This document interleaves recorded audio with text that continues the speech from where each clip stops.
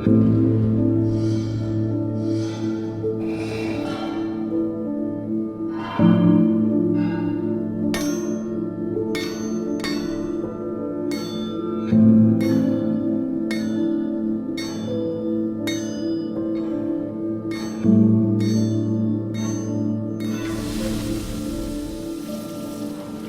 plan for my life was to have a child every 2 years. I had that mapped out. I was going to have a kid every 2 years. I didn't know how many.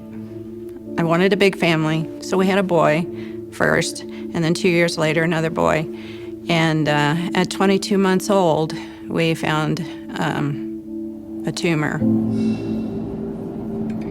Suddenly, we were thrown into a whole different world, a world I didn't even know existed. And we were thrown into the medical world, into surgery, into the hospital, into chemotherapy.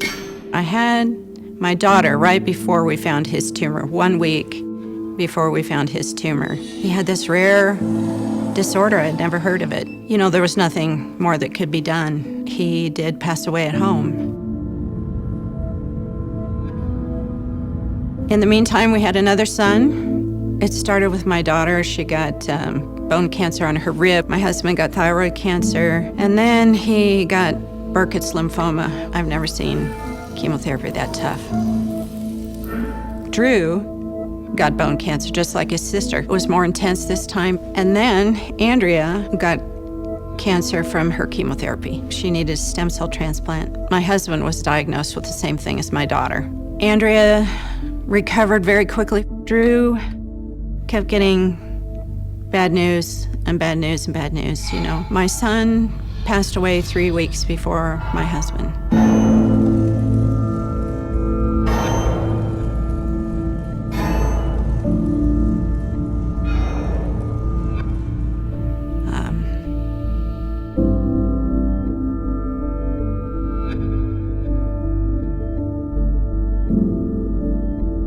I began to think, maybe I couldn't do this. You know, maybe I wasn't strong enough. You know, I began to think that I might fail. But the Lord was not going to allow me to fail. And I know that that's not unique to me. That He does that for everybody. It's not always about us. Like, we're not going through this because we need to change or we're not good enough. I became someone, you know, more capable of helping others and of having compassion and of understanding at an intimate level, you know, what other people go through. And I found a great deal of joy in using the things that I've learned to help other people, especially families who have children with cancer.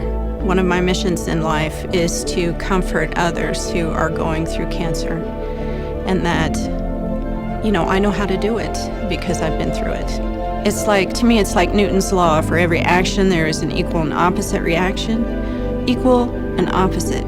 So I think the greater our sorrow is, the greater our capacity is to feel joy. I've been surprised. I